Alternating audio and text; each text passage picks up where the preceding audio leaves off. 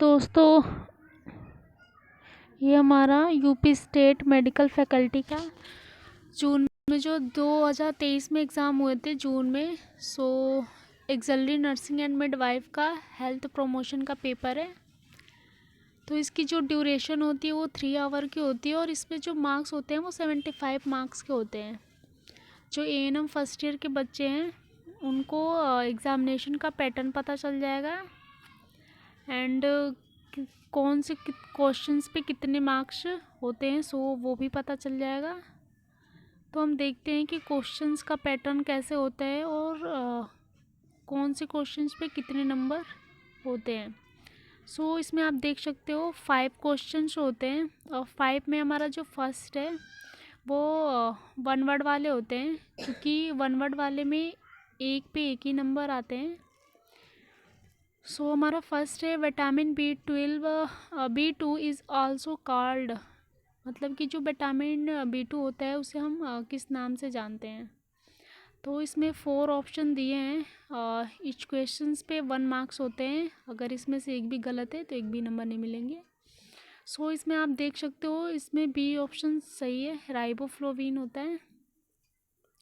और 1.2 में vitamin D की डेफिशिएंसी से कौन सी डिजीज़ कंडीशन होती है इसमें लिखना है। तो आपको पता होगा कि विटामिन डी की कमी से अडल्ट में दूसरी डिजीज़ होती है एंड जो न्यूबॉर्न होते हैं या बेबी होते हैं उनमें दूसरी डिजीज़ होती है। यहाँ पे रिकेट्स दिया है और ये रिकेट्स जो है अडल्ट में होता है और न्यूबॉर्न में कौन से होते हैं, रेटिनॉल होते हैं। ओके, एंड हमारा है 3 number, food adulteration act was launched. जो फूड अडल्ट्रेशन है वो कब लॉन्च हुआ है।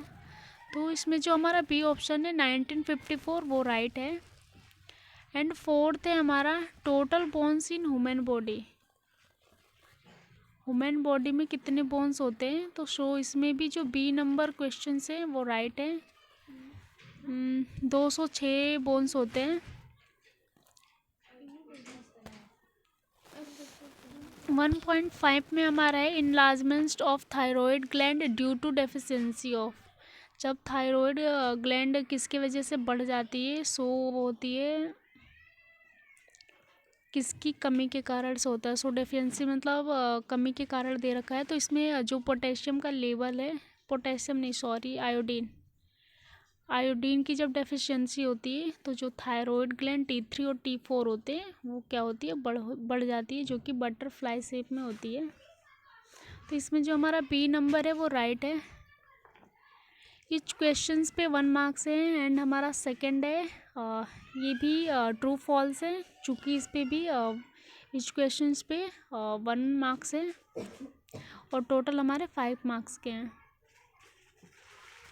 Insulin is produced by alpha cells. तो ये हमारा ट्रू है, चूँकि जो इंसुलिन होता है वो अल्फ़ा सेल्स ही रिड्यूस होता है।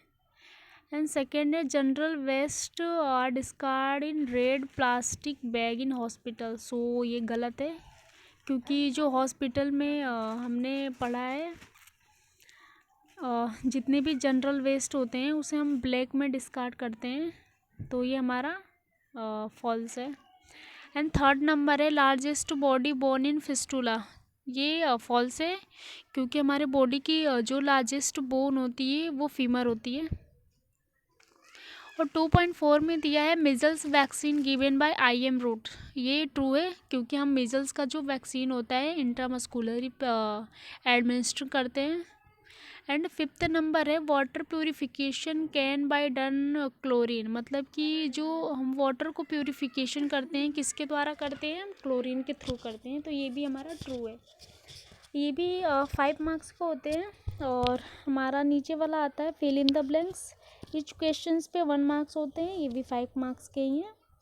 तो इसमें दिया है IPR स्टैंड फॉर। जो IPR है उसका फुल फॉर्म क्या है। तो IPR का जो फुल फॉर्म होता है वो होता है interpersonal relationship. Okay, and second है हमारा non clotting of blood due to deficiency of.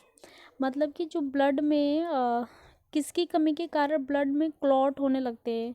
तो आपने विटामिन्स के बारे में पढ़ा होगा। इसमें हमारा होता है विटामिन के, क्योंकि विटामिन के की डेफिशिएंसी से ब्लड क्लॉट कर जाता है। अगर हमारे बॉडी में कभी भी विटामिन के की डेफिशिएंसी होती है तो ब्लड कंट्रोल में नहीं आता है, इससे इंसान की डेथ भी हो सकती है। एंड हमारा थर्ड नंबर है टोटल नंबर ऑफ रिब्स इन। आपको पता होगा कि आपने जब पढ़ा होगा रिब्स के बारे में, सो नंबर ऑफ 12 होती हैं, नंबर ऑफ 24 होती हैं, पेयर में अगर लिखने के लिए आता है तो आप क्या लिखोगे, इसमें 12 लिखोगे, बट इसमें दिया है टोटल नंबर ऑफ रिब्स, तो यहाँ पे आप लिखोगे 24, क्योंकि नंबर में 24 होती हैं और पेयर में 12 होती हैं। एंड थर्ड नंबर हमारा आता है सीवियर प्रोटीन डेफिशिएंसी कॉज। गंभीर प्रोटीन की कमी से कौन सा रोग होता है? तो हमने चाइल्ड हेल्थ नर्सिंग में पढ़ा होगा या फिर हेल्थ प्रमोशन में कि कभी भी जो अगर सीवियर प्रोटीन की डेफिशिएंसी होती है तो प्रोटीन एनर्जी माल न्यूट्रिशन PEM की डेफिशिएंसी हो जाती है। इसके वजह से ये डिजीज़ होती है PEM, protein energy mall nutrition.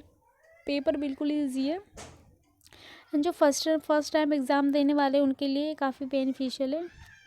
And हमारा फिफ्थ है हार्ट कंसिस्ट ऑफ चैम्बर्स। इसमें दिया है कि हार्ट में कुल कितने चैम्बर्स होते हैं। तो आपने जब एनाटॉमी में हार्ट्स पढ़े होंगे तो उसमें पता होगा कि 4 चैम्बर्स होते हैं, right atrium, left atrium, right ventricle and left ventricle. मैंने इसमें नाम भी बता दिया, क्योंकि अगर आप चाहो तो इसके नोट्स भी बना सकते हो। एंड हमारा फोर्थ नंबर है शॉर्ट नोट्स में आते हैं। फोर्थ में ईच क्वेश्चंस 5 मार्क्स के होते हैं एंड इसमें 6 होते हैं, ऑप्शनल होते हैं। इसमें से आप चाहो तो 4 ही करने होते हैं और टोटल क्वेश्चंस हमारे 4 हैं और इन पे टोटल 20 मार्क्स हैं। और जो ईच क्वेश्चन है वो आपको 2.5 से 3 पेज में करने होते हैं शॉर्ट नोट्स को। यहाँ पे आप देख सकते हो स्टेप्स ऑफ हैंड वॉशिंग। यहाँ पे हमें हैंड वॉशिंग के स्टेप बताने हैं कि कितने स्टेप होते हैं, जो कि कोविड में तो पता चल गया होगा कि हैंड वॉश के कितने स्टेप होते हैं, तो उनके बारे में लिखना है और उसके इम्पोर्टेंस को हमें बताना है। एंड हमारा सेकंड है प्रिंसिपल ऑफ कुकिंग, कुकिंग के प्रिंसिपल्स को लिखने हैं। एंड थर्ड आता है characteristic of mainly healthy person. जो एक हेल्दी पर्सन है वो किस उसमें कौन कौन से कैरेक्टरिस्टिक पाए जाते हैं, मेंटली, सोशली एंड फिजिकली क्या होना, हेल्दी होना चाहिए। एंड हमारा फोर्थ आता है method of waste disposal at home. हम घर पे जो वेस्ट डिस्पोजल है उसे किस प्रकार से कर सकते हैं, उसको हमें लिखना है। एंड फिफ्थ हमारा है explain the importance of basic sanitation eight home. हम घर पे हाइजीन को कैसे मेंटेन करके रखते हैं, सैनिटेशन कैसे रखते हैं, उसके बारे में हम अच्छे से एक्सप्लेन करना है। एंड मेंस्ट्रुअल हाइजीन को हमें क्या करना है, लिखना है। सो जो ये मेंस्ट्रुअल हाइजीन वाले क्वेश्चन हैं वो प्राइमरी हेल्थ केयर में भी आ सकते हैं, चाइल्ड हेल्थ में भी आ सकते हैं एंड हेल्थ प्रमोशन में भी आ सकते हैं। एंड हमारा आता है लॉन्ग क्वेश्चंस। इसमें भी ऑप्शनल होते हैं, 6 क्वेश्चंस दिए गए हैं, बट इसमें से जो भी आपको 4 आ रहे हैं वही करने हैं। ईच क्वेश्चन 10 मार्क्स का होता है और टोटल जो क्वेश्चन होते हैं एक क्वेश्चन को हमें लगभग 4 से 5 पेज में करना होता है। यहाँ पे दिया है explain in detail about food taboos and culture and its influence of health. मतलब कि फूड में जो भी संस्कृति, स्वास्थ्य पे प्रभाव के बारे में हमें क्या करना है, डिस्क्राइब करना है। Explain the structure of the cell with the help of diagram. हमें क्या करना है, सेल का डायग्राम बनाना है और उसके स्ट्रक्चर को एक्सप्लेन करना है पूरे अच्छे से। Explain in detail about the care of elderly at home. एक बुजुर्गों को हम घर पे कैसे केयर प्रोवाइड करते हैं उनके बारे में हमें डिटेल में लिखना है। और फोर्थ है define vitamins, explain in detail about the classification of vitamins. हमें विटामिन्स को क्लासिफाई करके लिखना है पूरे डिटेल में कौन कौन से विटामिन्स होते हैं। And describe method of purification of water. ये सेफ वाटर का है क्वेश्चन, आप इसको चाहो तो कर सकते हो, बिल्कुल ईजी है कि हम वाटर को कैसे कैसे करके प्योरीफिकेशन करते हैं। Explain genital urinary system with the help of diagram. ये हमारे एनाटॉमी का क्वेश्चन है, 10 मार्क्स में है, तो आपको 5 मार्क्स में एक्सप्लेन करना है, 5 मार्क्स में डायग्राम बनाने हैं। सो बी भी इजी है। So good of luck. Paper कैसा गया आप ज़रूर बताना। सो हमारे तरफ से इम्पोर्टेंट क्वेश्चंस आपको पता चल गए। धन्यवाद।